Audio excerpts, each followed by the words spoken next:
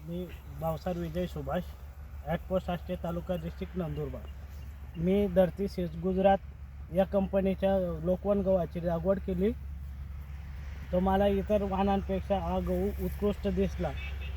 तसेच मी माझे जे इतर आजूबाजूचे शेतकरी बांधव आणि माझे मित्रमंडळी त्यांना हेच आवाहन करेल की वो या धरती सीड्सच्या गव्हाची लागवड करा।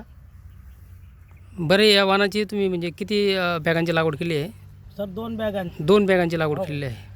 तर तुम्ही इतर वाहनांपेक्षा दरवर्षी तुम्ही गव्हाची लागवड करतात, हो, तर इतर वाहनांपेक्षा तुम्हाला कसं वाटलं बा हे वाहन?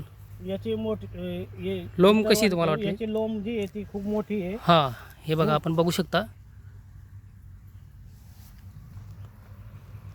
तुम्ही तुमच्या शेतकरी बांधवांना मग काय सांगू शकता बा हे वाहन लावायला? हेच की येणाऱ्या पुढच्या वर्षी याच गव्हाची लागवड करा, धरती सीड्सचा लोकवन।